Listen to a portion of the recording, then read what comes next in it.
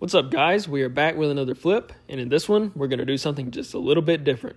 Instead of focusing on just one bike like we usually do, in this one we have two at the same time. I got really lucky and found these two bikes being sold by the same seller, and he offered them to me at a great price if I came and picked up both at the same time. So if you stick around to the end of this video, you're going to get to see these bikes get cleaned up, have all their mechanical issues sorted out, and get sold for a profit. And with that, we're going to dive right in and get these things washed up. With the amount of gunk and buildup that were on both of these bikes, I went a little aggressive and just hit them with a wheel and tire cleaner all over. Then I followed this up with a foam brush, and finally rinsed all this off with the hot rinse, followed by the spot-free rinse. Thankfully, after all that, these bikes were looking a lot better, and it was time to get them back in the garage. Alright guys, we are back in the garage with this double Yamaha deal. This one is a 2005 Yamaha PW80, and that is a 2007 Yamaha TTR 125.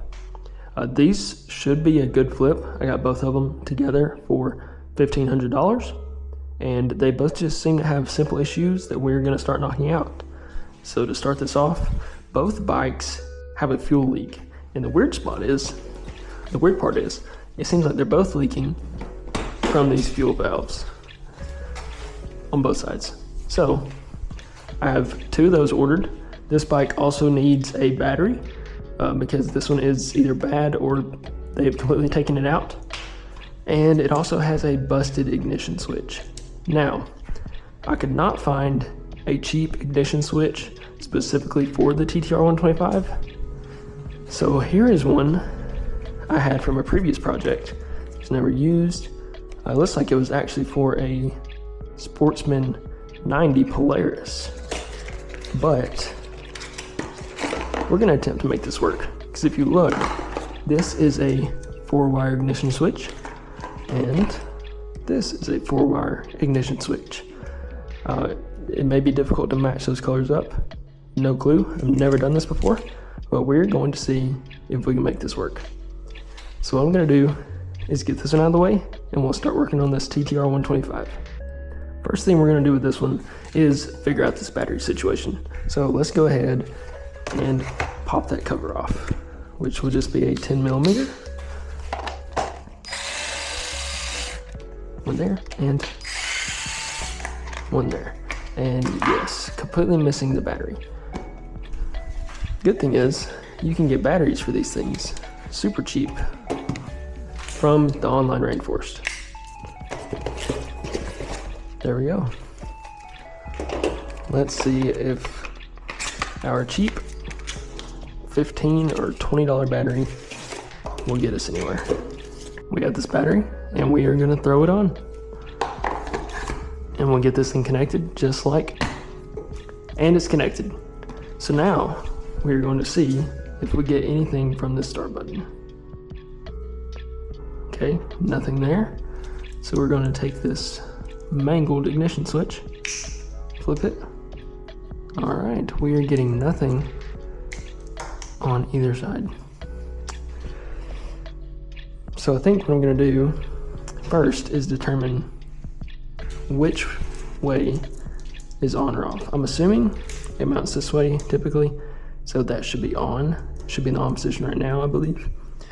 But the way we're going to test that, since we have no fuel because it all leaked out, we are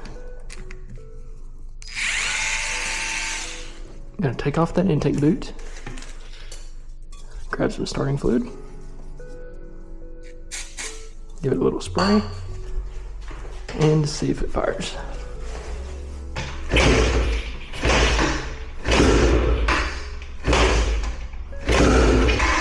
So now that it fired with it in this position, we know this is on, and we still have nothing.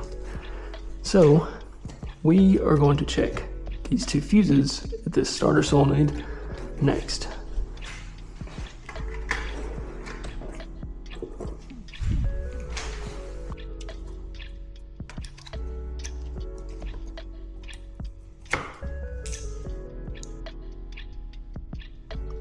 And look, I don't know if you guys can see, it actually looks like this fuse, yeah, it is broken right in there.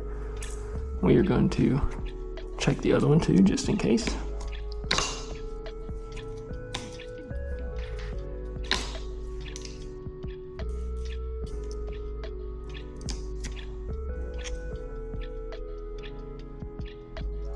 this one looks to be okay.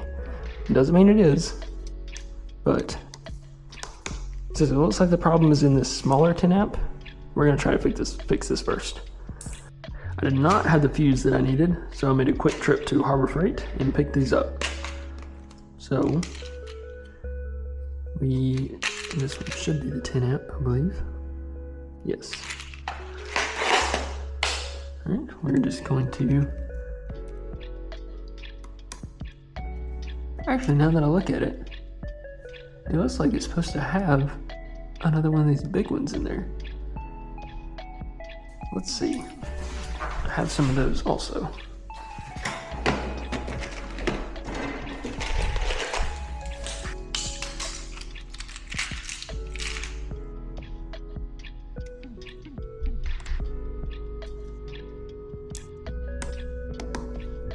Look at there. It actually seems like I had the wrong size fuse. I assume that would, I don't know if that would make a difference or not, because they're both 10 amps.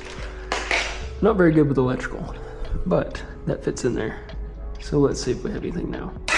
Oh, we do. So we just fixed our issue with the electric start. Let's cut this off. Nothing. Perfect.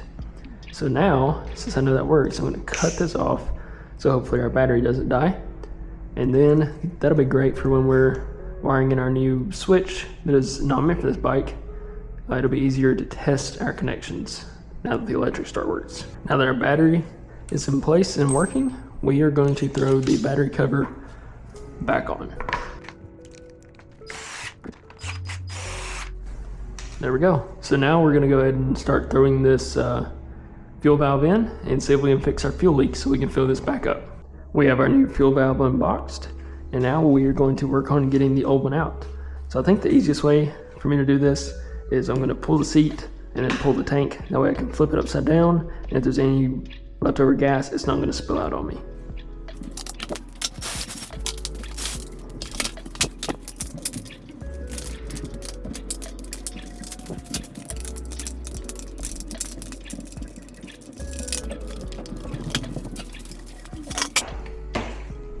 All right, we have our tank out. So now I'm gonna make sure this is tight. And if I had something, I would pinch this off. But we're just gonna try to kink it a bit. Sounds like this is pretty much empty anyway. We're gonna grab our JIS screwdriver.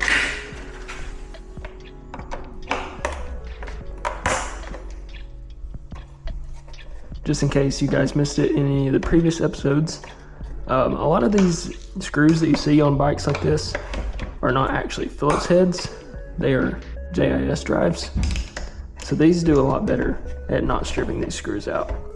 And they are linked down in the description if you want to get a set for yourself.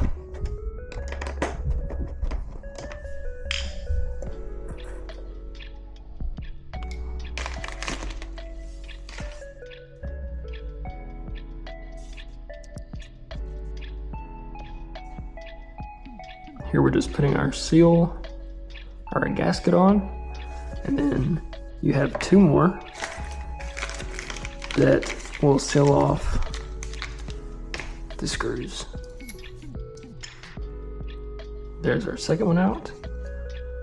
Throw the new one on.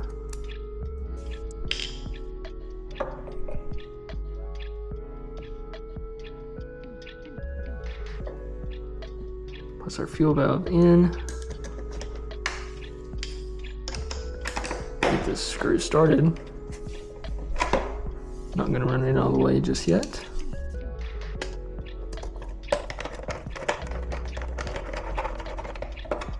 So I'm gonna work these down slowly, not tighten up one side all the way while the other side is still loose, in hopes that that will help compress my gasket evenly and help us seal better. See the amount of torque you can put down on these screws with this JIS screwdriver set without them slipping? pretty incredible.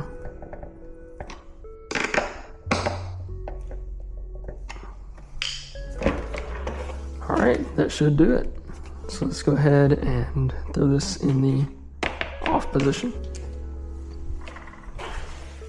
and reinstall.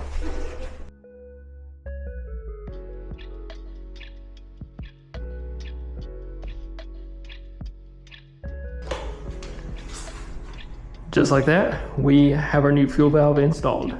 Now that we have our fuel valve installed and our electric start working, we are going to attempt to throw this Sportsman 90 ignition switch onto this bike.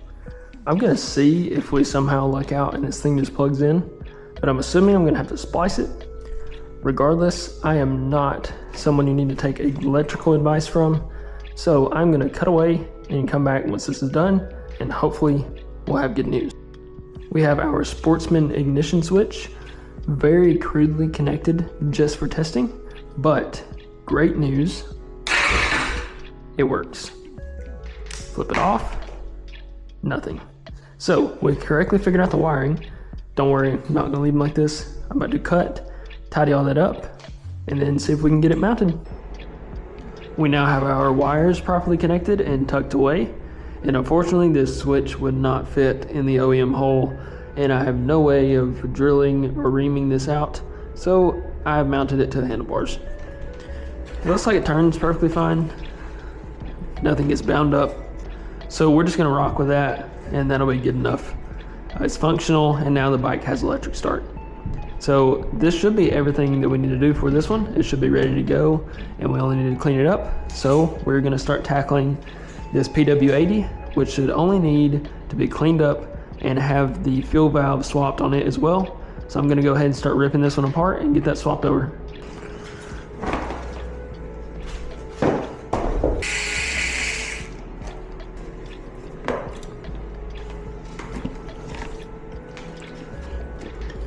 Once again, JIS screwdriver.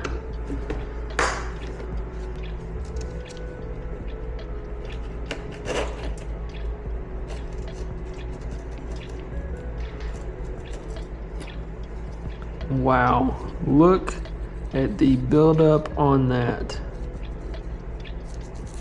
That is insane. All right, we are gonna drain this tank.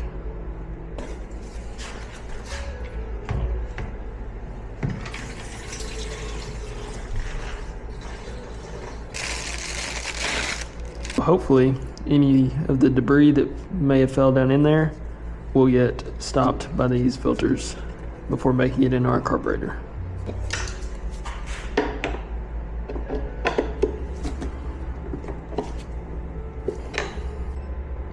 Now with this new fuel valve on, we're gonna go ahead and throw it back on the bike. And since you already saw me take it off and you already saw me put that one back on, we're gonna knock it out just like. And we are reassembled on this PW80. We have the fuel valve in both of these bikes. You have the electric start fixed on that one over there. And these things should be ready to go. So we're gonna go ahead and spray these down with our SC1, get some pictures, and throw them on Marketplace. We got our SC1. We're gonna go ahead and knock out spraying these two bikes down so we can get good pictures and throw these things on Marketplace. If you've never used SC1, it's basically just a conditioner that will shine up these plastics. It's based off of silicone, I believe. And if you guys want to grab some of this, I'll have it linked down in the description.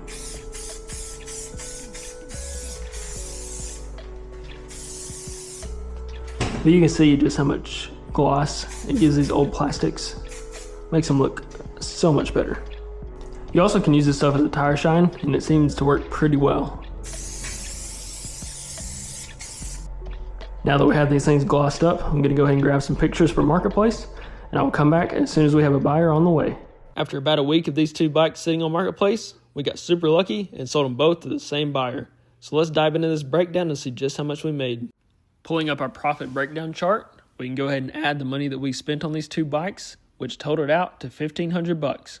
The additional costs for this flip include around $30 for fuel and around $70 for all the parts we spent, which includes our two fuel valves, a battery, and some other miscellaneous items. I priced these two bikes out to be sold at $1,600 for the 125 and at $1,100 for the PW80.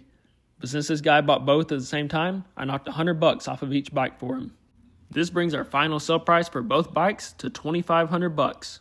Taking the sale price of $2,500 and subtracting our expenses of $100 along with the purchase price of $1,500 means that our total profit for this flip was $900. When you add up the time spent on this flip, including drive time, it comes out to about 5 hours of active work. So if you break down an hourly rate on that, that will give us an hourly rate of around $180 per hour on this flip. Remember that if you guys enjoy content like this, I try to put out a new video just as often as I can. So be sure to like this video, comment, let me know your thoughts, and subscribe if you want to see more.